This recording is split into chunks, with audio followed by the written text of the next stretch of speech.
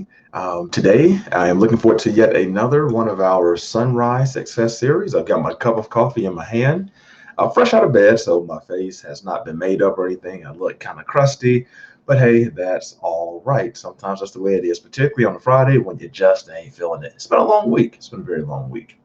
So, hey, I want to invite you all. If you are over on Facebook, you can also join me live here in my more studio version of the broadcast, and you can chat with me directly. The link is up here on your screen. So, for everyone out there who knows me or not, I am Jay Turner, success coach with EduJay LLC, and I am so looking forward to talking to you this morning. Look, brain's still not turned on yet. But we want to talk a little bit about money, and particularly, I'm calling this one "Get That Schmoney." It's all like Cardi B. Yo, look, I'm out here trying to chase bags. I don't know about you, but it's Friday, it's payday, and the very first thing that I think about every time I wake up on a Friday is, what does my bag look like, right? I am trying to get stacks. I'm trying to get paid. Most importantly, I'm just trying to take care of my business for myself and for my family, and a lot of that for myself. But family is important too. So let's talk about money. Let's talk about getting that bag. Let's talk about getting stacks. Talk about that cream, yo. All those things that we associate with money. So I want to give you just a few pointers about how you can best protect your money bag. Look, the bottom line is, unless you are extremely rich, unless you're born with a silver spoon in your mouth, or you work in a highly paying profession, a lot of us just don't have a whole ton of that money, which is a-okay. However, you can still be happy with what you have. And in fact, what I found out over the years is, really, instead of like chasing money, money, money all the time, sometimes we're better off chasing contentment. And so that's what I want to talk to you about today in all seriousness is, how can we be most content with the money that we have, and what are some simple strategies you can use to make sure that you are stretching that bag as far as possible. So rule number one, first things first, here we go. Let's talk about making a high level monthly budget. Many of you out there might already do this, but I will tell you that this was a skill that it took me a while into adulthood to develop. And unfortunately, it took me having to go almost $50,000 in debt in my early 20s to understand the value of a budget. I have no shame whatsoever talking about my past money failures, because I feel that I would not be as good as I am with money today if I hadn't really screwed up big time when I was younger. So even if you are in the midst of a little bit of a financial meltdown, if you have some credit card debt, you have some student loan debt, maybe you just don't have as much of a cash cushion built up in your bank account as you like right now. Maybe you have a spending problem, who knows, right? But understand that it's not the end of the world. And particularly, you can start protecting that bag a little bit better if you have this high level budget. So on Fridays, every Friday, and I've been doing this for several years now, I keep a simple Google spreadsheet, and it has two columns. Simple as possible, right? The very first item in my column is the date. That is like the date that I got paid. And then I have, one column that is literally that has all of my expenses in it. And in the other column, it has a total of what I project those expenses to be each time I get paid.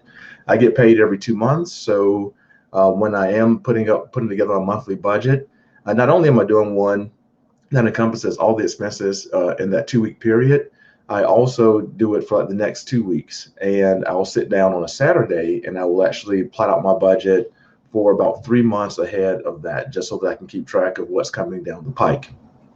So like I said, two columns, one for all of your expenses, your expense categories, and the other for how much you project to spend. Inside of my spreadsheet, I'm literally looking at high level items like my mortgage payments, right? I have two mortgages. So I mean, mortgage one, mortgage two is on the books. If you have a car note, you'll want to have a spot for how much your car note is. If you have a student loan payment, you'll put it there. And then you start getting down into the nitty gritty things like groceries. Hey, we all got to eat, right? I'm a big boy. We go through a lot of food. I have 4 kids in my family, 3 teenagers, and a 7-year-old who also eats like a damn teenager. So, keeping track of your food, projecting out, how much you're going to spend for food in this 2 week period. Other things are, each of your credit cards. If you have credit cards, credit card 1, credit card 2, credit card 3, credit card 4, etc., all listed down in that budget. And at the bottom line, You have a total of how much you expect to spend out that month. And also, you need to have on your spreadsheet how much you expect to have brought in from your paycheck, that pay period or for that month, depending on when you get paid. So, real simple concept, right? Just track this all at a high level. Expenses in one column, and the expense amounts in the other. And also, how much money do you expect to get paid that pay period and how much is going out? The thing is this, right? If you find in your budget that you have a deficit, right? If you are outputting more than you're bringing in, then we'll need to talk a little bit about what you can do to close that gap. And there's some practical things you can do to kind of help that, and we'll get into it in just a moment. So after you've built your monthly budget, let's talk about a thing that is not super sexy, but it's very helpful, and that is tracking your expenses. So one of the very first things that I learned after I went into all that credit card debt, and I did go to credit counseling, and they took all my credit cards, right? When you're in credit counseling, you cannot use credit cards. And so I had to learn how to live on a straight cash basis. And it was the best financial experience I've ever had. I am so glad that I screwed up my credit that young and that early, because this taught me a fundamental concept of how to be better with money. Literally, you have to track everything that you're spending your cash on. I used to walk around, and I was dating my wife at the time. She was my girlfriend, and she would get just a kick out of me walking around with this yellow notebook in my back pocket. I always had this little tiny fucking yellow notebook in my back pocket, and every single time I bought something, I wrote down what the item was and how much I spent on it. And so at the end of every week, I would look through my little yellow notebook, and I would tabulate. I would just add up, here's everything that I spent that week. Because when you're working with cash, oftentimes it's really easy to lose track of how much you're spending, because you don't have like an online, register, if you will, that you get with a credit card. So you can't easily look at, where am I bleeding money? So you have to do that manually yourself. Even if you do have credit cards, I still encourage you, if you are new to this habit for tracking your expenses, literally get your little notebook in your back pocket, carry a pen, write down every single thing you're spending your money on. And while we're talking about, tracking these expenses, you then take each individual expense and you put it into a category, so that when you are doing things like setting your budget, you have a better sense of like what your spending categories are. And if you see that you're spending too much money in one category, then you might want to adjust that in the future. So for example, when I was still, working out of my back pocket with my notebook, I found, and I didn't even realize that I was doing this, but I found that I was spending, a lot of my cash money on comfort food. I've struggled with my weight, all of my life. I'm not ashamed to admit that. And when I would get stressed, I would either buy booze or I buy some food, or maybe sometimes both. And that was just eating up so much of like the little bit of money that I had back then. I wasn't making a lot of money. And so I had to just like take a good hard look at myself and just realize that, hey, maybe today I can't go to Applebee's, and have like the big juicy burger and a couple of beers, right? I mean, maybe it's time to eat a bologna sandwich at home and drink some Kool-Aid, or, chase it down with some water. But, you have to really get a good sense of where am I bleeding money? And the only way to do that is tracking your expenses. I do want to go back to the cash basis. If you are new to expense tracking, I really do encourage you to, give yourself a cash budget, if you will, every 2 weeks. Don't use your credit cards if you are constantly underwater when you're looking at your monthly expenses. What the beauty of working with cash is your limit, right? If you're working from a cash-based budget, once the money's gone, it's gone, right? So that makes it a little bit easier to develop that muscle, because you're forcing yourself to not spend more than you have. People often, when they look at their budgets, I hear this a lot, and I used to be in the same boat. It was like, there's just never enough money every month, and I want to just tell you something, right? I want to level with you. I mean, I know what it's like to like, be in a space where you're growing up and your parents work really hard and you don't necessarily get all the things that you want. I mean, your needs are taken care of, but you don't get all the things that you want. Then you kind of carry that into adulthood, and by the time you start making, a steady paycheck for yourself, there's a little part of that child in you that's sometimes just like, you know what, I couldn't have this when I was a kid, so let me get some of these things that I want. I mean, I want more video games, or I want more adult toys. I want a better car, but like, do you really need any of this crap, right? You have to really think about that. So when you're looking at your overall numbers, we talk about like protecting your bag, right? You got to protect that bag. You have to think about, if I have a shortage, or if I'm not happy with my financial position, I've got a couple options, right? And it's really not rocket science. I can either cut my expenses and or I can raise my revenue, right? I mean, it really just comes down to being that simple. I find for me that sometimes it's easier to cut your expenses. And the reason why is you have direct control over that, right? If you have a steady income, whether you are employed by someone else, or if you're self-employed, but if your income is relatively steady, you know where your expenses are going to be. And even though you might not be getting a raise anytime soon, you can look at, if you've been tracking your expenses, you can look at, where's a place where I can trim a little bit of fat so that I can start maybe saving some money, or maybe I can start off like really small by investing in a stock. Or if I want to just do something very basic, start saving for an emergency fund, which we all need. There's been so much been published recently saying that, for most American families, if they had a financial situation and a financial emergency that costs $400, many people would have to actually borrow to cover a $400 emergency. So at the very minimum, do you have $400 set aside, so that you can weather a typical American household emergency? You bust a tire, or you spring a little leak in your house. I mean, can you do that without relying on a credit card or having to go and ask for a loan, right? So look for places in your budget where you can trim some of the fat.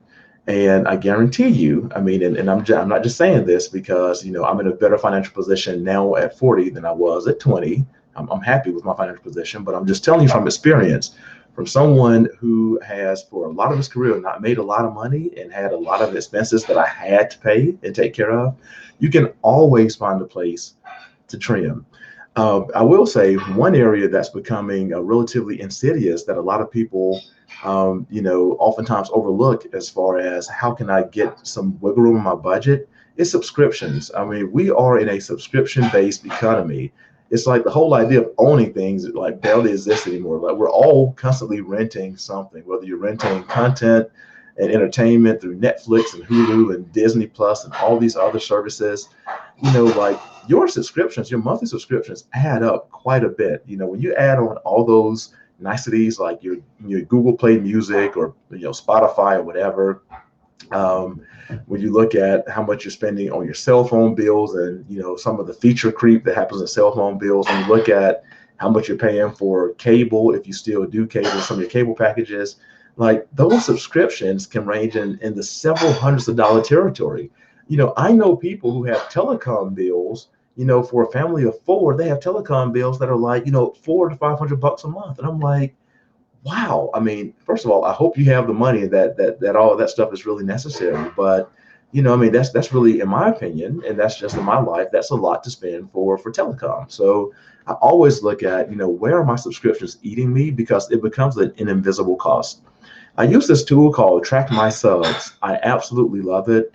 I literally plot out every subscription that I have and when they renew, and Track My Subs actually gives me a reminder and reports on how much these subscriptions are costing me and when are my subscriptions due. So I have a really nice little dashboard for managing that. And if my subscriptions ever get out of control, I can easily go in and say, you know what, maybe it's time for me to cut off this service. I don't need it anymore, and save $20 a month. So the other part here, if you are looking for another way to get more money in your bank, more money in your pocket, you can always raise revenue, right? I find that raising revenue sometimes is more difficult than cutting expenses, because raising revenue typically relies on someone else to help you get more money in your pocket. Here's what I mean by that, right? If you want to raise revenue, you can look for a new job that involves somebody else. If you are currently employed and you want a raise, you can always go and ask for a raise. You have to justify your case, but that still involves somebody else having to make a decision if they want to give you more money. Even if you decide to go into business for yourself, I mean, you can't make money in a business, whether you're an entrepreneur, a solopreneur, you strike it big and start a mega corporation, you can't make money without customers, right? So these things all rely on someone else. That's why I say it's always easier to cut expenses. However, raising revenue is great. you know, Throughout my career, I found a couple things. If I want a significant bump in pay, some of us, particularly in the nonprofit world, I used to work in libraries. I work for a nonprofit now by day.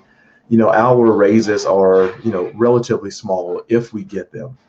And so what I found is if I want a significant raise in the 9 to 5 world, your opportunity for a significant raise is by changing jobs. I mean, oftentimes you need to change a job in order to get a significant pay bump, and that's where negotiation comes in. But I can keenly remember, going from one job that was paying me good. I was being paid fairly well, and I had an opportunity to move up to a more senior position.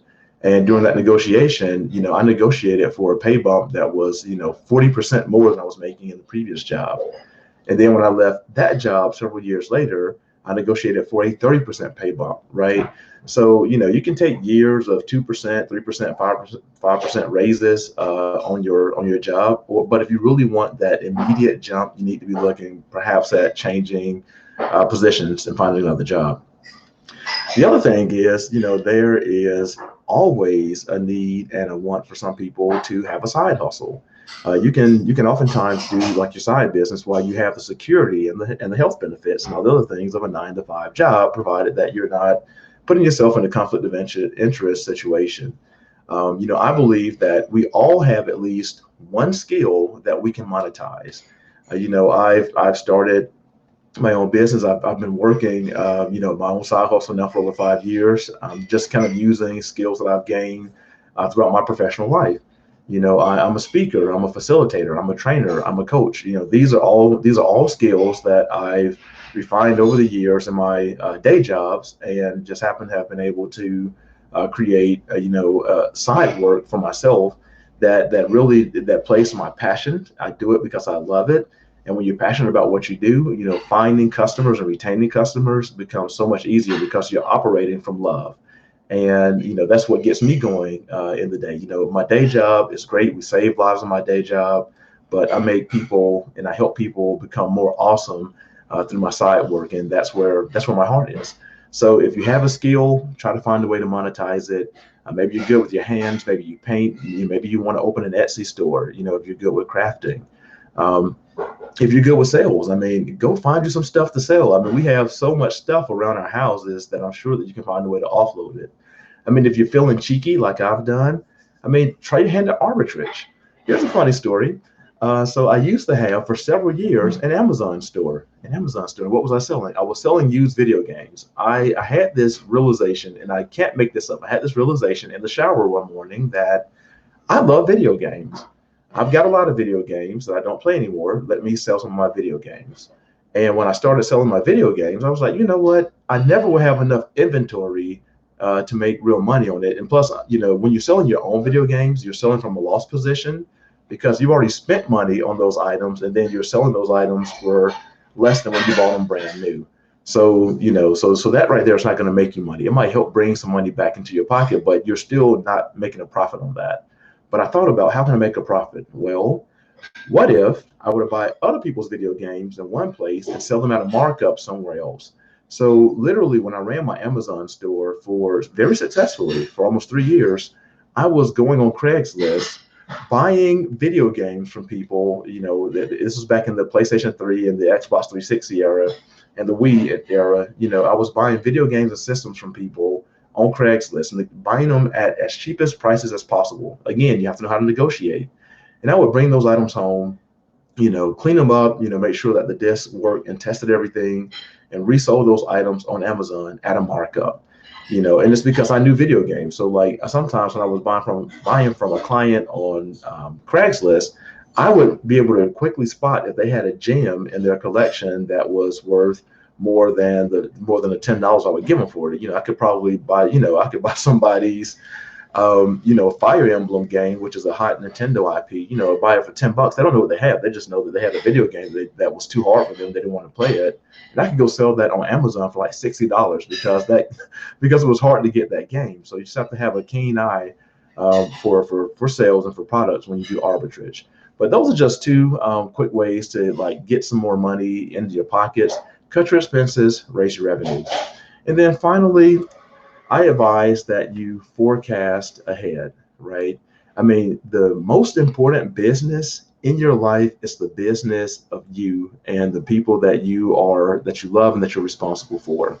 So if you're not doing any kind of financial forecasting, heading into the new year as like 2019 winds down and we ramp up toward 2020, you need to start thinking about forecasting. And you can't forecast if you're not doing the first two things we talked about. If you're not creating a monthly budget, and if you're not tracking your expenses, you cannot accurately forecast. Forecasting is literally being able to look 6 months down the road, 12 months down the road, and being in a position where not only can you cover your expenses, but also you can be strategically planning for what are some things that I want to do or need to do. So for me, when I financially forecast, I literally take my monthly budgets because it's really simple, right?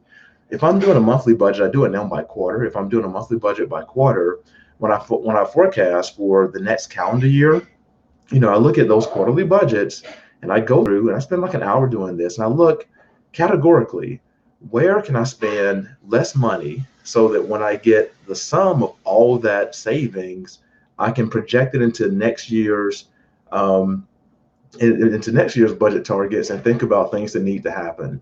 So like I know that if I need to worry about HVAC repairs maybe in the upcoming year, then while I'm looking over like this quarter's data and I'm trying to map out my next calendar year, I'm looking at when next year will I be able to have the several $1,000s that it's going to take to replace the HVAC. And if I know that that's going to be, $5,000 or whatnot, when I'm looking at my existing numbers, where am I going to try? Where am I going to trim $5,000, or how am I going to raise some revenue between now and then to be able to take care of that upcoming purchase? Even if you don't have a major expense that you're preparing, think about your financial position and think about where you want to be individually and as a family. So even if you don't have repairs coming up, if you've been thinking about, I want to have an emergency fund, or if I want to save for retirement, I want to save toward my kids' college, I want that new Corvette. I mean, yeah, start looking at the data that you have from your monthly budgets and your expense tracking and look for ways to cut costs and or raise revenue so that you can project that into next year and be even more successful getting that shmoney. Okay, well, hey, it's been great chatting with you all. I hope that you are enjoying some coffee on this Friday. I hope that you are looking forward to adulting. And if you're like me, you're getting paid today. I know that I'm going to be paying bills, but I also feel very blessed and very fortunate that I'm in a position where I have money to pay those bills.